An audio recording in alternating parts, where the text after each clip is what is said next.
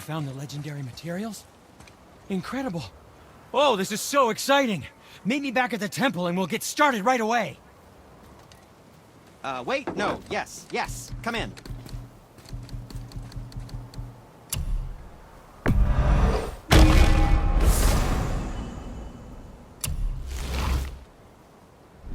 Now don't be a stranger.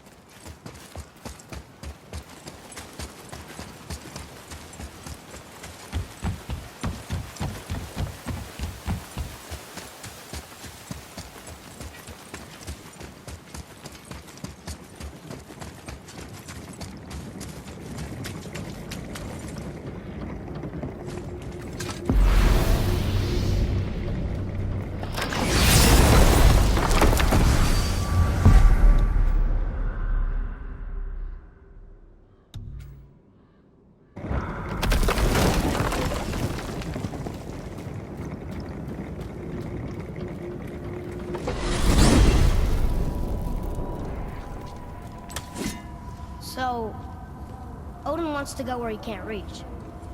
Are you saying he's trying to get to Jotunheim too? Aye, it ranks among his foremost obsessions. But that doesn't make any sense, Mimir. Oh? When did I stop making sense? You're saying Baldur tracked us down to find the way to Jotunheim. But that was before we knew Jotunheim is where we needed to go. That's crazy. Except for one thing. You are headed for Jotunheim, so he was right. I'm so confused. Well then, clearly you've been listening.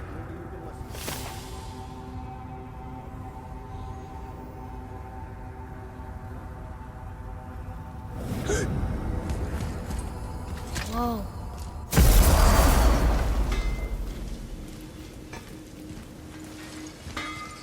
You boys look right beaming.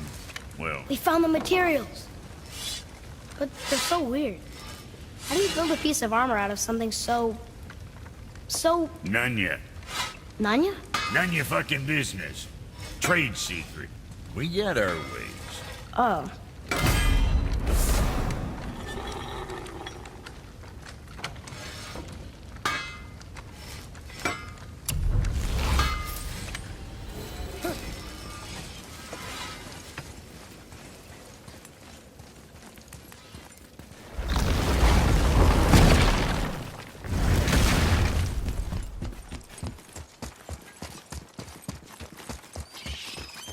Atreus, follow me. Sorry, I got distracted.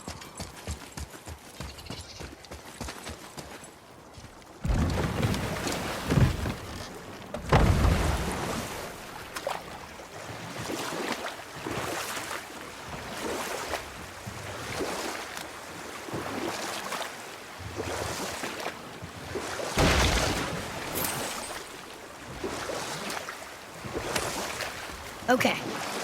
What about the giant with 8 arms? Starkath the Mighty, he was called. If the Giants ever had anything so organized as an army, Starkath would have been their general. An opinion, in retrospect, I should have looked to myself. But no, as Odin's advisor, I kept him advised.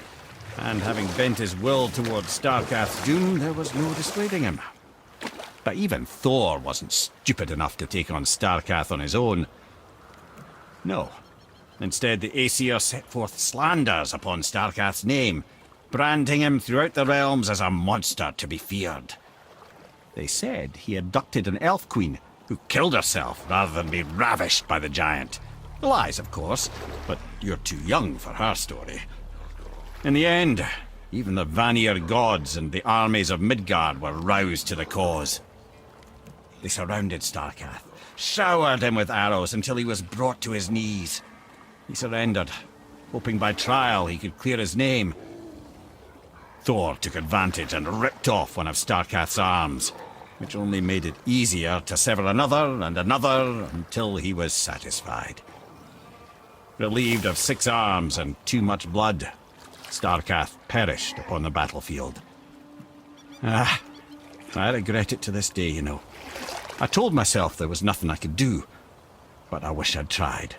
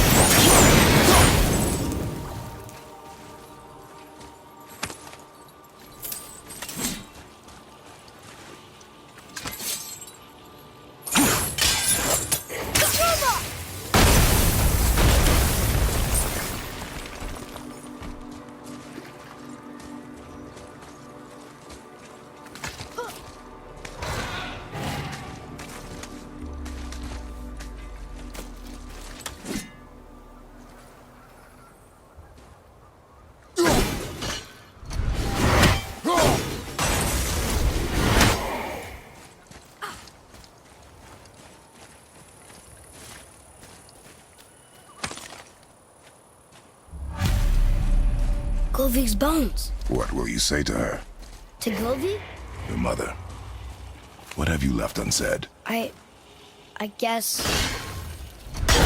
I just want to know if she's... She's dead, boy. I know that, You don't understand. Neither do you.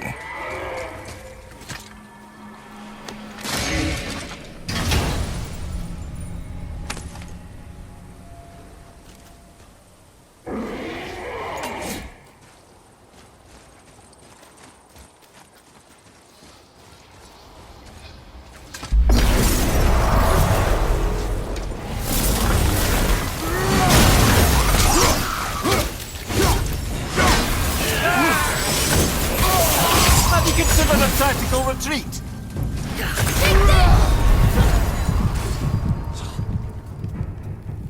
I'm coming to you!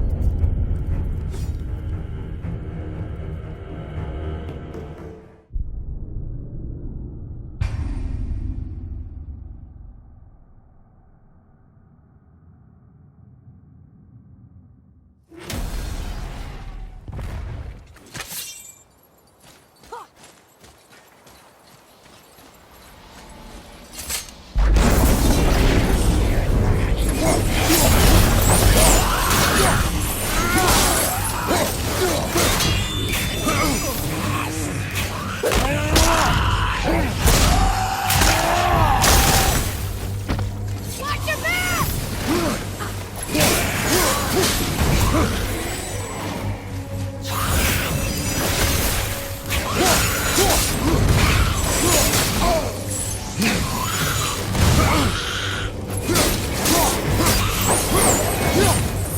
The apple doesn't fall far.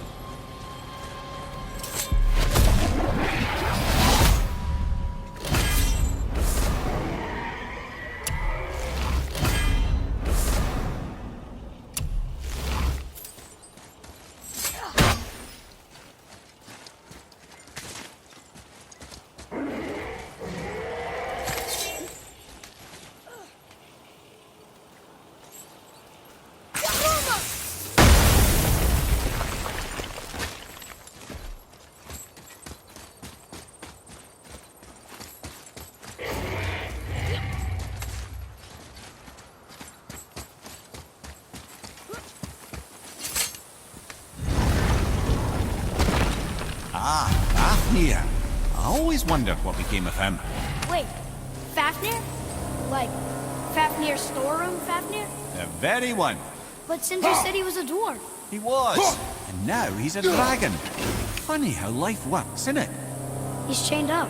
Perhaps we should keep an eye out for binding shrines and free the poor bastard. Aye, lads?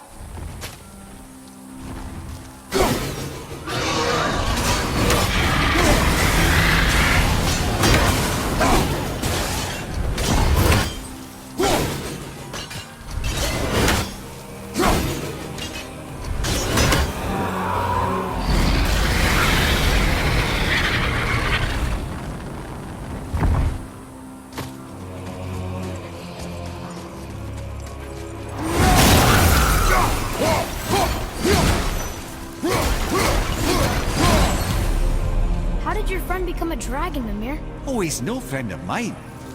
His throat was a constant source of annoyance amongst Aesir and Vanir alike. Then why free him? Trust the recently liberated, brother. No one deserves to be held captive like this. Even a greedy little dwarf come dragon. Here. Boy. Another mark?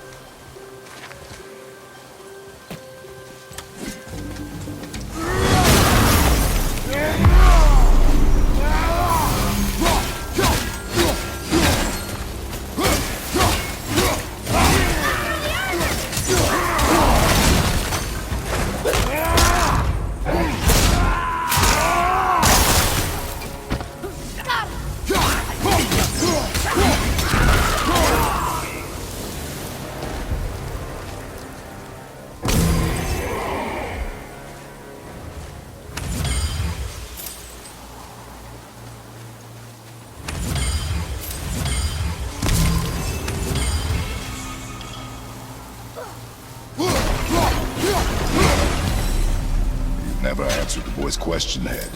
How did this dwarf become a dragon? I don't know for certain, though I'd wager his penchant for stealing magical artifacts had something to do with it. Must have stolen a trinket from the wrong Vanir goddess.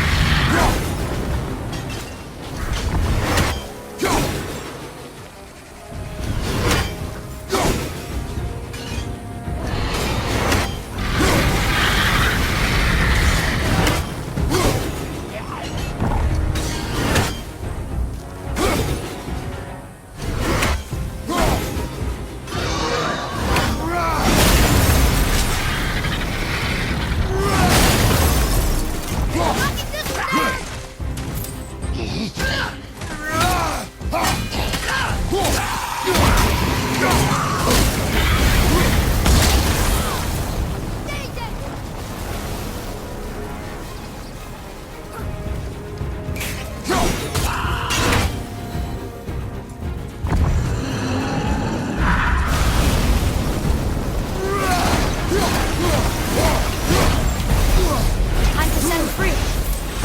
Think he'll remember you? No, lad. A lot's changed since we last crossed paths. I have legs.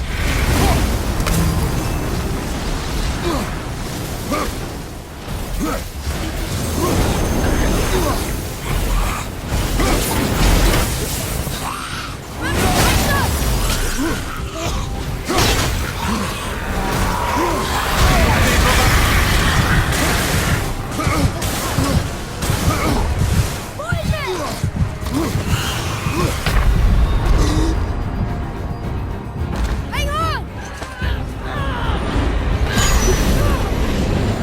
You alright?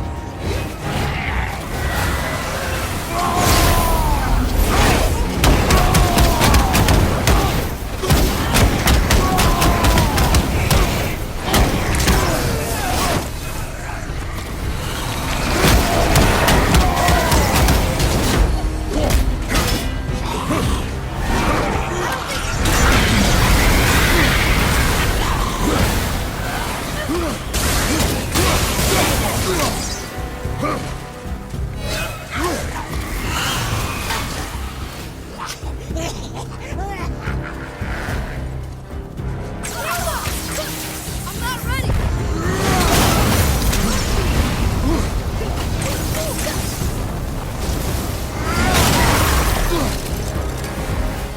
That was difficult. Yes, sir.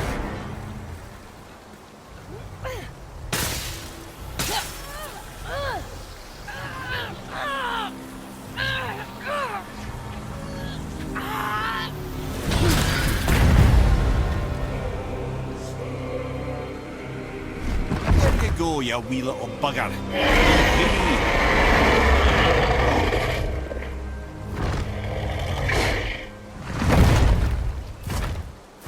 Well, the dragon hasn't done much for his personality.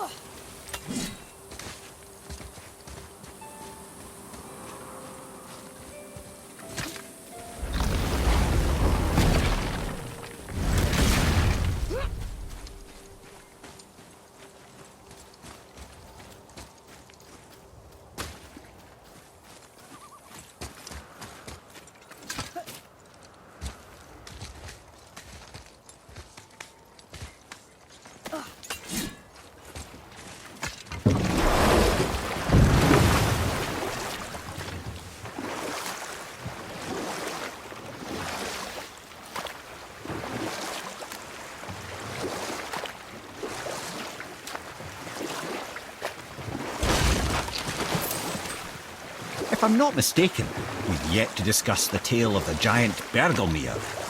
Oh yeah, I remember his shrine. It looked happier than the other ones, mostly. It begins in an ocean of blood. Finally, a story worth hearing. If you remember, Ymir, the first giant, was fatally stabbed by Odin. It's in his blood our story starts. Ymir's magical guts poured out in a torrent so violent it threatened to flood all of creation. The Jotnar were unprepared, as the very last of them were washed away in the endless tide. Not just Ymir, but all of giant kind faced extinction. And so would Odin's victory have been complete. But Ymir's kind did not all perish that day. Staying afloat in the hollowed husk of a tree, the frost giant Bergelmir endured, as did his lady wife. For weeks they sailed, until finally they came upon a new land. They called it Jotunheim. And there they would start anew. As father and mother they would multiply exceedingly, and as king and queen they worked to make Jotunheim a land where giants would know no master but themselves.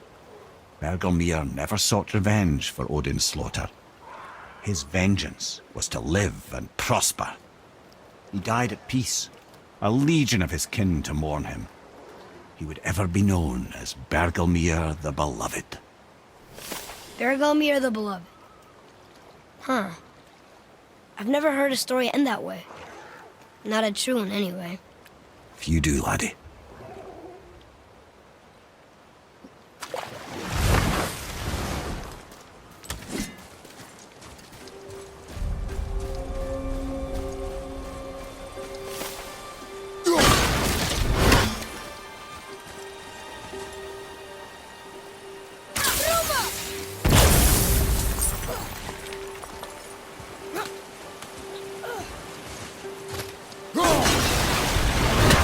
Focus up, boy.